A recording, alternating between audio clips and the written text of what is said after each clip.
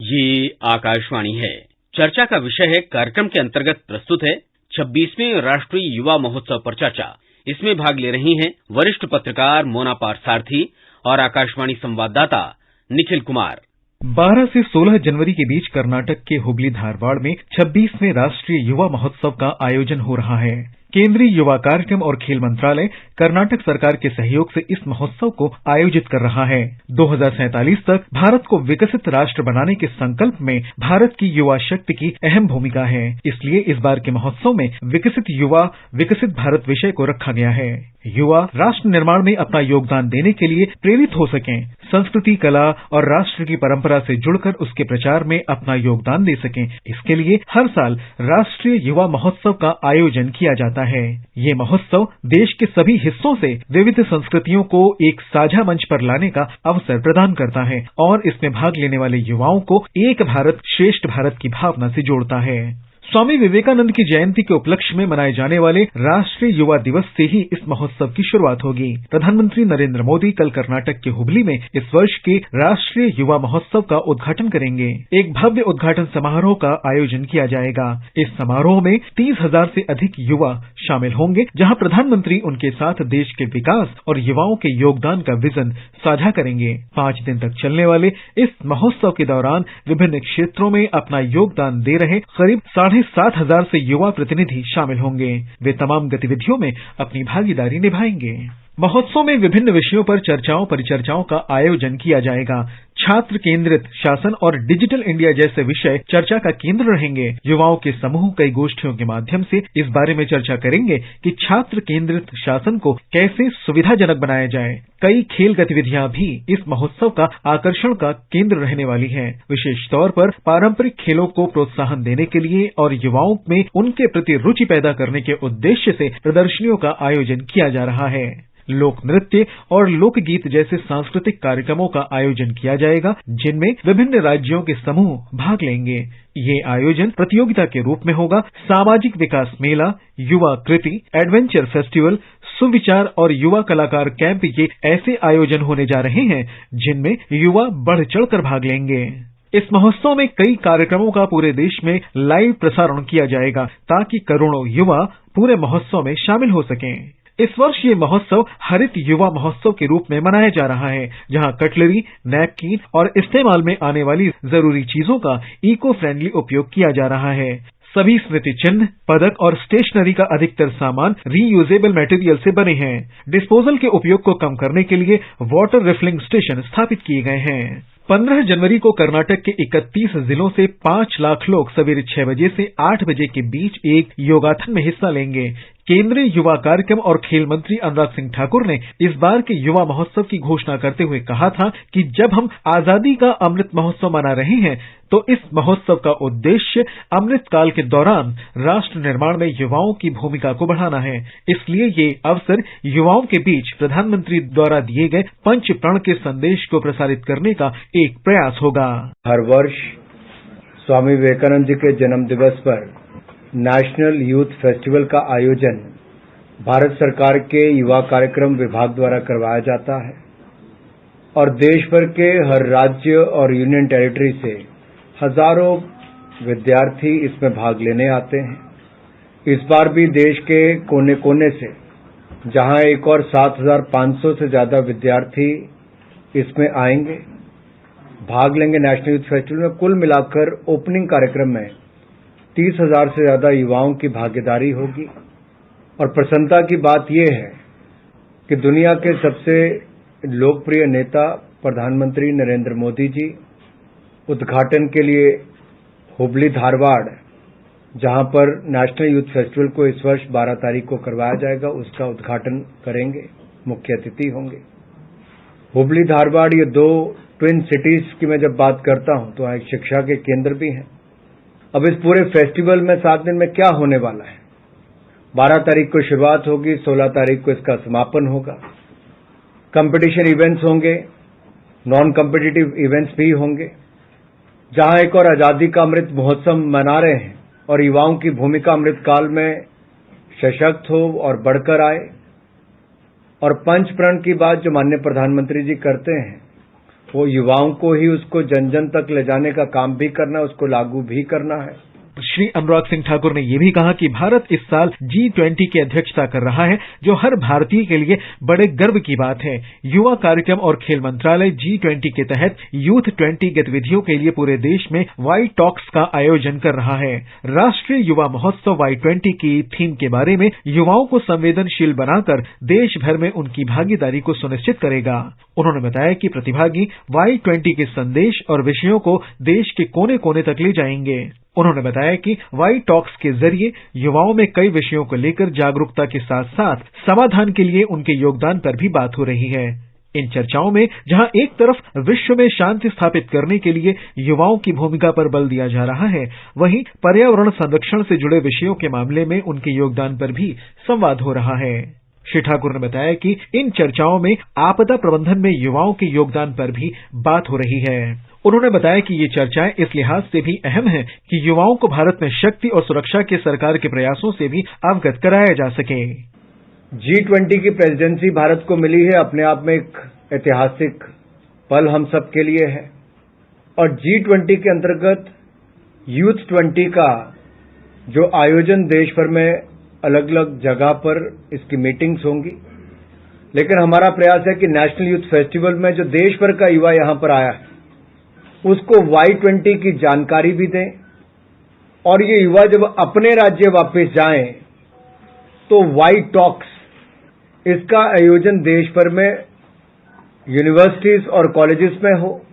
G20 की presidency को जहां एक और दुनिया भर के देश यहां आकर अपनी बात रखेंगे, हम Y20 के माध्यम से, वाई टॉक्स के माध्यम से जन जन तक उस बात को ले जाने का काम करने वाले हैं। और हमने जो यूथ समिट यहां पर की है उसकी अगर आप 5 थीम्स को देखेंगे तो पहला future of work, industry and 21st century skills और इनोवेशन, ये बिल्कुल युवा के साथ जुड़ा हुआ विषय है। इसमें न्यू एजुकेशन पॉलिसी हो, 21st सेंचुरी स्किल्स हो या स्टार्टअप इंडिया पॉलिसी, इन सब पे चर्चा होगी। दूसरा है climate change and disaster risk reduction. अब ये अपने आप में इसलिए महत्वपूर्ण है, जब हम भविष्य की और वर्तमान की बात करते हैं तो आज के युवा की भूमिका उसमें क्या हो, भारत सरकार की नीतियां उसमें कैसी चल रही हैं, उसको लेकर भी जागरूकता होगी। मिशन लाइफ जो ग्रीन एनर्जी का माननीय प्रधानमंत्री मोदी जी ने दुनिया के सामने रखा है, उसको भी लेकर करेंगे। वाटर के ऊपर कैसे काम हम कर सकें और डिजास्टर प्रिपेयर्डनेस में यूथ की भूमिका क्या हो, ये सब विषयों पे आएंगे। पीस बिल्डिंग एंड रिकॉन्सिलिएशन की जब हम बात करते हैं तो पीस बिल्डिंग आज दुनिया भर में जहां एक और युद्ध चल रहा है, वहीं पर कई चुनी हुई सरकारों के समय भी ऐसे आंदोलन आपको दुनिया भर में देखने को मिलते हैं। भारत एक ऐसी भूमि है जहां पर नॉर्थ ईस्ट का उदाहरण करूं या जम्मू कश्मीर का करूं तो नॉर्थ ईस्ट में इंसर्जेंसी के इंसिडेंट्स भी कम हुए, 89% उसमें कमी आई। सिविलियंस डेथ्स में कमी आई है 80% से ज्यादा। और जो पीस एग्रीमेंट्स नॉर्थ ईस्ट में हुए, तो इसका भी जन जन तक युवाओं के माध्यम से जानकारी पहुंच सकती है। और धारा 370-35 के समाप्त होने के बाद जम्मू कश्मीर में जो शांति आई और जो पर्यटन को बढ़ावा मिला, और ऐसे बहुत सारे, विस्तार में नहीं जाऊंगा। तो इंडिया जो मदर ऑफ डेमोक्रेसी है, तो लोकतंत्र में बुलेट से ज्यादा बैलेट की भूमिका कैसे होती है, इस पे भी चर्चा उसमें आई। श्री अनुराग ठाकुर ने यह भी कहा कि केवल बायोडिग्रेडेबल सामग्री का उपयोग कर युवा महोत्सव को हरित उत्सव के रूप में मनाया जा रहा है। उन्होंने कहा कि प्रधानमंत्री के मिशन लाइफ और हरित ऊर्जा का संदेश इस महोत्सव के माध्यम से सभी तक पहुंचेगा। राष्ट्रीय युवा उत्सव के बारे में जानने के लिए, समझने के लिए, उस पर बातचीत करने के लिए हमने आमंत्रित किया है वरिष्ठ पत्रकार मोना पार्थसारथी को। मोना जी, कार्यक्रम में आपका बहुत बहुत स्वागत है। धन्यवाद। सभी श्रोताओं को नमस्कार। मोना जी, जैसे मैंने अभी जिक्र किया कि ये राष्ट्रीय युवा उत्सव देश के युवाओं के लिए है, युवा शक्ति को आगे बढ़ाने के लिए, और चूंकि भारत को एक युवा देश माना जाता है, तो ऐसे में इस तरह के जो कार्यक्रम हैं वो अपना किस तरह का स्थान रखते हैं, कैसे उनकी भूमिका हो सकती है? बिल्कुल, ये बहुत ही महत्वपूर्ण आयोजन है और खासतौर पे 12 जनवरी को, जैसे कि हम सब जानते हैं, स्वामी विवेकानंद की जयंती है और उनका हमेशा से जो उनके आदर्श रहे हैं कि युवाओं को राष्ट्र निर्माण से जोड़ना है, उसी परिकल्पना पर प्रधानमंत्री नरेंद्र मोदी के ये विचार थे कि युवाओं को देश निर्माण से जोड़ना चाहिए, और उस सिलसिले में ये बहुत महत्वपूर्ण कड़ी है। और इसकी जो थीम रखी गई है ये विकसित युवा विकसित भारत रखी गई है। थीम को भी बहुत ही ज्यादा स्पेसिफाई किया गया है कि दुनिया के सामने जब हम जाएंगे तो एक युवा शक्ति के रूप में और भी ज्यादा हम नजर आएंगे। इस पर आप क्या कहेंगे? देखिए, वो दिन अब लद गए कि भारत को सपेरों का देश कहा जाता था, स्नेक चार्मर्स कंट्री कहा जाता। विदेश में जो भारत की एक छवि बहुत सालों पहले बनाई गई थी, अभी जब से पिछले कुछ सालों में, पिछले 10-15 सालों में जो हमने देखा है कि भारत एक शक्तिशाली राष्ट्र के रूप में उभरा है, न सिर्फ राजनीतिक स्तर पर बल्कि आप खेलों में देखिए, आप अर्थव्यवस्था में देखिए, आप पर्यटन की दृष्टि से देखिए, हर तरफ से भारत एक बड़ी शक्ति के रूप में उभरा है। और उसी परिकल्पना को जब हम आगे बढ़ाने की बात करते हैं तो युवा भारत विकसित भारत, चाहे फिट इंडिया आंदोलन हो, चाहे खेलो इंडिया खेलो, हर एक बात में युवाओं को जो महत्व देने की बात आती है, उसी आधार पर इस सम्मेलन का भी बहुत ही महत्वपूर्ण जो आयोजन है, इसका भी थीम है वो युवाओं को केंद्र में रख के रखा गया है। हमने देखा है कि सरकार लगातार युवाओं को महत्व दे रही है, युवा शक्ति की बात कर रही है और साथ में जो यूथ और स्पोर्ट्स मिनिस्ट्री है, इसके भी सारे जो कार्यक्रम, वैसे भी खेल के कार्यक्रम युवाओं पर ही केंद्रित होते हैं, लेकिन इनको बहुत ही बढ़ा चढ़ा करके प्रयोग किया जा रहा है। कई सारी ऐसी योजनाएं बनाई जा रही हैं जिसमें देश के युवाओं को आगे बढ़ाया जाए, कई मौके दिए जाएं। तो ऐसे में जब देश की आबादी का एक बड़ा हिस्सा युवा है तो इस तरह के कार्यक्रम निश्चित ही हमें कहीं ना कहीं एक दिशा में लेकर के जाएंगे। आपको क्या लगता है आने वाले समय में भारत का भविष्य किस तरह का हो सकता है? बिल्कुल, जैसे आपने पहले खेलों की बात की, तो खेलों का ही अगर हम एक उदाहरण लें तो आज से पहले ये कभी सोचा नहीं गया था कि हम पदक जीतने वाले खिलाड़ियों का सम्मान करते हैं, उन्हें सिर आंखों पर बिठाते हैं, लेकिन कभी इस बात की आवश्यकता पर जोर नहीं दिया गया कि जमीनी स्तर पर खेलों का विकास कैसे हो। स्कूल के बच्चे, कॉलेज के बच्चे, उनको प्लेटफॉर्म कहाँ से मिले, क्योंकि हर बच्चा तो अंतर्राष्ट्रीय स्तर पर भारत का प्रतिनिधित्व नहीं कर पाता, तो उन्हें प्लेटफॉर्म देने के लिए जो खेलो इंडिया खेल या ग्रामीण खेल, ग्रामीण ओलंपिक, ये सब आयोजन शुरू किए गए। फिर फिट इंडिया मूवमेंट एक आया नया, जिसमें फिटनेस पर जोर दिया गया। युवाओं की पसंद के मसले हैं, जो युवाओं की पसंद के विषय हैं, उनको आधारित रखकर हर एक परियोजना को उनके लिए आकर्षक बनाया गया। और इसमें भी युवाओं को टारगेट किया गया है कि आप नौकरी करते हैं, पैसा कमाते हैं, घर चलाते हैं, आपका एक समाज होता है, लेकिन समाज के ऊपर एक राष्ट्र है। उस राष्ट्र के निर्माण में आपकी क्या भूमिका होनी चाहिए, राष्ट्रीय स्तर के क्या मसले हैं, उन पर आपकी क्या सोच है, उसके बारे में आप क्या राय देना चाहते हैं सरकार को, या फिर अंतर्राष्ट्रीय स्तर पर, जैसे हम कहते हैं कि आजकल सोशल मीडिया का जमाना है, पूरी दुनिया एक कंप्यूटर पर उंगलियों पर सिमट कर रह गई है, तो अंतर्राष्ट्रीय स्तर पर क्या मसले हैं, भारत की उसमें क्या भूमिका होनी चाहिए, इन सबको ध्यान में रखकर ही युवाओं को पूरी तरह से आकर्षित करने के लिए ये कार्यक्रम आयोजित किया गया है। मोना, राष्ट्रीय युवा दिवस है और आदर्शों की जहां तक बात होती है, शिक्षाओं की बात होती है, योगदान की बात करनी होती, तो स्वामी विवेकानंद ने एक बहुत ही बड़े स्तर पर हमें अपना स्थान दिया हुआ है। उस स्तर तक पहुंचना शायद हर किसी के बस की बात नहीं होती है, लेकिन सरकार की ये कोशिश है कि जो उनके आदर्श हैं, हम उन्हीं आदर्शों पर चलें और उनके बताए हुए मार्ग पर अगर चलते हैं तो देश को प्रगति के पथ पर जरूर ले जा सकते हैं। बिल्कुल, जैसे मैंने आपको कहा कि इंटरनेट और गैजेट्स में उलझी हुई जो ये युवा पीढ़ी है, इसको राष्ट्र निर्माण का महत्व समझाना और उसमें उसकी भागीदारिता सुनिश्चित करना, ये बहुत ही जरूरी और अहम कदम है। और पिछले कुछ सालों से ये कमी महसूस की जा रही थी कि आज का युवा जो है वो राष्ट्र निर्माण की अवधारणा से विमुख होता जा रहा है। उसको उस धारा से जोड़ने के लिए इस तरह के कार्यक्रम समय समय पर आयोजित किए जाने जरूरी है। और आप इसमें सहभागिता देखिए, अभी जैसे हम युवा खेलों की बात कर रहे थे कि कहाँ कोल्हापुर सांगली जिले का एक संकेत सरगर नाम का लड़का है और कहाँ मिजोरम का एक जेरेमी नाम का लड़का है, वो दोनों एक जगह पे रहते हैं, एक पदक जीतते हैं, आपस में एक दूसरे की संस्कृति को समझते हैं। तो ये जो हम एक भारत श्रेष्ठ भारत की कल्पना की बात करते हैं, वो भी कहीं न कहीं इस तरीके के आयोजनों में, क्योंकि मैं खुद एनसीसी कैडेट रही हूं, तो मैं ये बता सकती हूँ कि जब आप कैंप में होते हैं, जब आप इस तरह के किसी आयोजन में साथ रहते हैं, दूसरे दूर दराज के प्रदेशों से आए, गांव से आए, शहरों से आए लोगों के साथ, तो आपको वहां के बारे में, उनकी संस्कृति के बारे में जानने का मौका मिलता है और आपको ये गर्व करने का मौका मिलता है कि हम एक ऐसे देश के वासी हैं जहां संस्कृति में इतनी विविधता है। बिल्कुल सहमति प्रकट करता हूं मैं आपके इन विचारों के साथ में। देश के युवाओं के व्यक्तित्व को निखारने का प्रयास किया जा रहा है, उनके व्यक्तित्व में विकास करने का प्रयास किया जा रहा है ताकि उन्हें विभिन्न राष्ट्र निर्माण की गतिविधियों में लगाया जा सके। यानी कि ऐसे युवाओं का निर्माण करना, ऐसे युवाओं को तैयार करना जो देश के लिए अपनी सेवाएं दें, देश के लिए कुछ कर सकें। ऐसे में ये जो कार्यक्रम है बहुत ही फायदेमंद होने वाले हैं और इस तरह के आयोजनों को और कितना बढ़ाया जा सकता है, किस स्तर तक हम ले जा सकते हैं? बिल्कुल, देखिए इसमें सारे जितने भी पहलू हो सकते हैं जिससे युवा आकर्षित हो सकता है।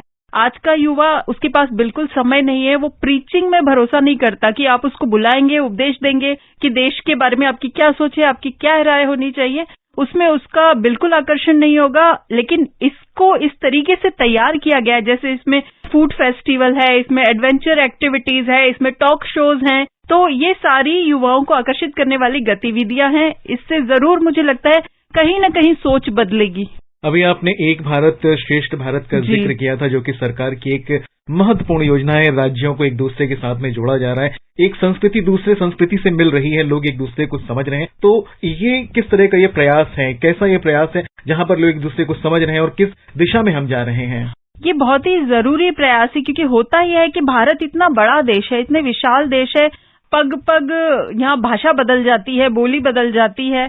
तो जैसे मैंने अभी आपको कहा, पूर्वोत्तर का कोई प्रदेश का कोई निवासी है, वो महाराष्ट्र की संस्कृति कैसी है, गुजरात की संस्कृति कैसी है, उसके बारे में उसको सिर्फ किताबों से पढ़कर या गूगल इंटरनेट पे देखकर, लेकिन जब वो उस संस्कृति के लोगों से मिलता है, उनके साथ रहता है, उनका खान पान, उनका रहन सहन, उनकी रस्में रिवाज, परंपराएं, सबके बारे में जानता है, तो अपने देश के बारे में, अपनी संस्कृति के बारे में भी और जानने का मौका मिलता है।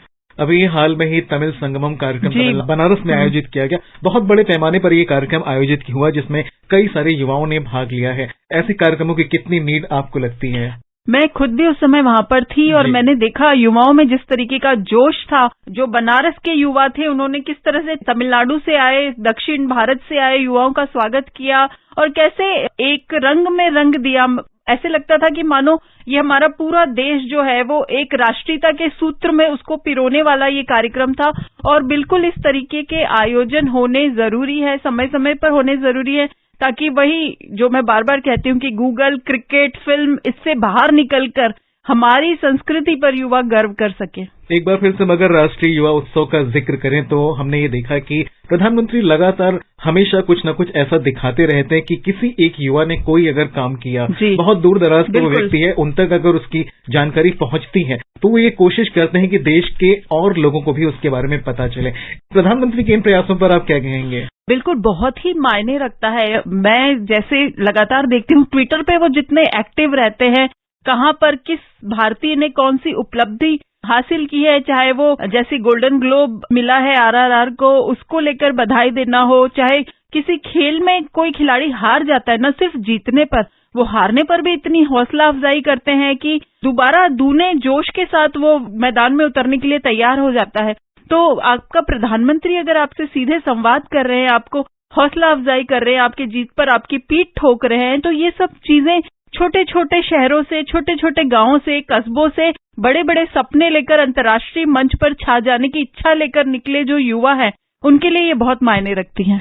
अभी आपने खिलाड़ियों का जिक्र किया, मुझे लवलीना बोरगोहेन का एक वक्तव्य याद आएगा जिसमें उन्होंने कहा था कि प्रधानमंत्री नरेंद्र मोदी ने जब उन्हें चीयर किया, उन्हें बधाई दी, तो उन्हें इतना अच्छा लगा कि उनका मन किया कि अभी कोई आयोजन में दोबारा फिर से एक पदक जीतकर भारत को। न सिर्फ लवलीना, बल्कि आपको याद होगा कि जब टोक्यो ओलंपिक में भारतीय महिला हॉकी टीम चौथे स्थान पर रही थी और जब ब्रॉन्ज मेडल से चूक गई थी भारतीय टीम, सारी लड़कियां बिल्कुल रो रही थी, उनके आंसू नहीं रुक रहे थे, कोच उन्हें समझाने की कोशिश कर रहे हैं, सहयोगी स्टाफ समझाने की कोशिश कर रहा है। प्रधानमंत्री जी का फोन जाता है उनके पास और वो कप्तान के साथ सारी लड़कियों को ढांढस बंधाते हैं कि तुमने देश का नाम रोशन किया है। हारने के बाद ये बात प्रधानमंत्री अगर आपसे कहते हैं तो ये बहुत बड़ी बात है। बिल्कुल, बात वही फिर घूम फिर करके आती है कि हम युवा उत्सव को लगातार बढ़ावा दे रहे हैं, युवा उत्सव मनाते ही जा रहे हैं। सिर्फ ये 6 दिन में या 5-6 दिन का कार्यक्रम नहीं, बल्कि अगर एक तरह से देखें तो पूरे वर्ष कुछ ना कुछ ऐसा होता रहता है जहाँ पर युवाओं को हम लगातार मौके देते रहते हैं। बिल्कुल, और ये जरूरी भी है, क्योंकि एक बात मुझे याद आती है, किसी शायर ने ये कहा था कि यूनानो मिस्र रोमा सब मिट गए जहाँ से, अब तक मगर है बाकी नामो निशा हमारा, कुछ बात है कि हस्ती मिट्टी नहीं हमारी, सदियों रहा है दुश्मन दौरे जहां हमारा। तो ये भारत के बारे में ये बात कही गई है और ये भारत की संस्कृति ही है, हमारी सांस्कृतिक विरासत ही है जो हमें दूसरों से अलग खड़ा करती है। आज पूरा पश्चिम हमारा मुंह देख रहा है। एक भारत की ये ताकत है कि एक युद्धग्रस्त क्षेत्र में अगर भारत का तिरंगा दिखता है तो उन व्यक्तियों की सुरक्षा सुनिश्चित हो जाती है। तो इस मुहिम को प्रधानमंत्री नरेंद्र मोदी ने जो मुहिम शुरू की है, इसको और आगे ले जाने की जरूरत है। भारतीय संस्कृति से युवा पीढ़ी को रूबरू कराने की जरूरत है। अब हम इस उत्सव की अगर बात करें तो इस उत्सव को पूरी तरह से ग्रीन फेस्टिवल में कन्वर्ट किया गया है। ग्रीन फेस्टिवल है, मतलब हरित आयोजन इसको किया जा रहा है। हरित पहल के लिए देश में लगातार इन बातों का जिक्र किया जा रहा है कि हमें अनुपयोगी वस्तुओं को फिर से इस्तेमाल करना चाहिए, कम से कम वेस्टेज करना चाहिए और जो भी चीजें हम इस्तेमाल कर रहे हैं उन्हें इस तरह से इस्तेमाल करें कि वो बर्बाद ना हो। तो ऐसे में ये जो ग्रीन फेस्टिवल की एक मुहिम है, इसका क्या महत्व हो सकता है आगे चलकर? ये बहुत ही ज्यादा जरूरी है और अभी लगातार देखने में आया है कि जितने आयोजन हो रहे पर्यावरण अनुकूल RRR जिसको कहते हैं रिड्यूस, रिसाइकल एंड रिप्रोड्यूस, तो वो उसको ध्यान में रखते हुए ये आयोजन किया जा रहा है ताकि लोगों को इसके बारे में भी जानकारी मिल सके कि पर्यावरण के अनुकूल चीजें करनी कितनी जरूरी है। और जलवायु, ये सारे मसले भी इसमें रखे गए हैं। जो इसकी विषय सूची है, इसमें जो आपने टॉक शो की बात की थी, इस टॉक शो में जितने मसले रखे गए उसमें जलवायु, प्रदूषण, पर्यावरण, ये सारे मसले भी। तो काफी इसको न सिर्फ लेक्चर में सुनना बल्कि इसको व्यवहार में अपनाना भी उतना ही जरूरी है और उसी को ध्यान में रखते हुए ये कदम उठाया गया है। और भारत चूंकि अब G20 का अध्यक्ष है तो ऐसे में रिस्पांसिबिलिटी हमारी थोड़ी और भी बढ़ जाती है कि हम दुनिया के सामने ऐसे एग्जाम्पल्स रखें, ऐसे उदाहरण प्रस्तुत करें जो लोगों को एक मार्गदर्शक की तरह दिखाते हैं या उनके सामने एक मार्गदर्शक की भूमिका में भारत की स्थिति बनी रहे। तो ऐसे में जो यूथ 20 पर भी चर्चा होने का कार्यक्रम प्रस्तावित है, तो किस तरह के विषय उसमें रखे जा सकते हैं? यूथ 20 पर भी चर्चा होने के लिए प्रस्ताव रखा गया है और इसके साथ सारे जितने इसके प्रतिभागी हैं उनको स्कूल और कॉलेजेस में जाकर इन सारे मसलों पर टॉक शो आयोजित करने के लिए कहा गया है। और इसमें जैसे आपने विषय के बारे में पूछा तो इसमें कार्य, उद्योग, नवाचार, 21वीं सदी के कौशलों का भविष्य, जलवायु परिवर्तन, आपदा, जोखिम में कमी, शांति निर्माण, सुलह, साझा भविष्य, लोकतंत्र और शासन में युवा, स्वास्थ्य और कल्याण, ऐसे कई मसलों पर चर्चा की जानी है। बिल्कुल, बहुत ही खूबसूरती से इन विषयों पर चर्चा होगी और कुछ ना कुछ आउटपुट निकल करके भी आएगा जिससे हम आगे चल करके उनका उपयोग कर सकेंगे। और उत्सव में योगाथन का भी आयोजन किया जाएगा क्योंकि योग तो हम बड़े पैमाने पर पेश करते हैं दुनिया के सामने, जो हमारे यहाँ मनाया जाता है, अंतर्राष्ट्रीय योग महोत्सव मनाते हैं। अब ये योगाथन का भी शुभारंभ इसमें से होने जा रहा है, तो इस पर आप क्या कहेंगे? बिल्कुल, योग जो है वो दुनिया को भारत की देन है और ये प्रधानमंत्री के पहल से 21 जून को जो अंतर्राष्ट्रीय योग दिवस पूरी दुनिया मनाती है उसके सिलसिले में भी ये काफी महत्वपूर्ण है क्योंकि योग को अब खेल का दर्जा भी मिल चुका है। एक योग फेडरेशन का गठन हो चुका है और खेल आयोजन जो अभी युवा खेल हुए उसमें योग, मलखंब, कलियारापट्टू, ये सारे शामिल किए गए। तो जो पारंपरिक विधाएं हैं इसमें होता यह है कि जैसे योगासन करने वाले काफी सारे हजारों की संख्या में योगी भारत में है लेकिन उनके लिए कोई मंच नहीं है। लेकिन चूंकि अब उसको दर्जा मिल गया है खेल का और सरकारी आयोजनों में उसे इतना महत्वपूर्ण स्थान दिया जा रहा है तो उनके लिए जो भविष्य की सुरक्षा है, वित्तीय सुरक्षा है, आजीविका की सुरक्षा है, वो भी मुहैया कराने का काम इस तरह के आयोजनों से हो रहा है। और मोना, ये राष्ट्रीय युवा उत्सव में एक खास बात ये भी है कि इस आयोजन के दौरान स्वदेशी खेल और मार्शल आर्ट जिनका आपने जिक्र किया, इनका प्रदर्शन किया जाएगा, लोगों के सामने रखा जाएगा। तो ऐसे बड़े मंचों पर जब इस तरह के प्रदर्शन होते हैं तो करने वालों को भी फायदा होता है और जो उसको देखता है, सुनता है, समझता है, उसे भी कहीं ना कहीं कुछ नया जानने को मौका मिलता है। तो जो युवा इनसे जुड़ेंगे उनका भविष्य बेहतर होगा। बिल्कुल, जैसे मध्य प्रदेश में युवा खेल होने जा रहे हैं और उसमें मलखंब की जैसे हमने बात की, मध्य प्रदेश का प्रदेश खेल है मलखंब। इससे पहले अब तक मलखंब महाराष्ट्र से निकला है और काफी सारे बच्चे महाराष्ट्र के गांव-गांव में मलखंब खेलते हैं। लेकिन अंतर्राष्ट्रीय मंच पर, राष्ट्रीय मंच पर जब उनको उनके कर्तव्य देखने को मिले तो लोगों ने दांतों तले उंगली दबा ली कि इतना हैरतअंगेज खेल भी हिंदुस्तान में होता है और अभी तक बड़ी मुश्किल से रोजी रोटी चला रहे, गुजारा कर रहे, उस खेल के खिलाड़ियों को आजीविका के नए साधन मिले। तो इस तरह से जैसे मैंने पहले भी कहा कि जो पारंपरिक खेल हैं उन्हें अगर हमारे सरकारी आयोजनों में बढ़ावा दिया जाएगा तो न सिर्फ उस खेल की मौजूदा पीढ़ी का भविष्य सुरक्षित होगा बल्कि आने वाली पीढ़ी, उनकी जो अगली पीढ़ी है, उसको भी इस खेल में अपना भविष्य बनाने के लिए एक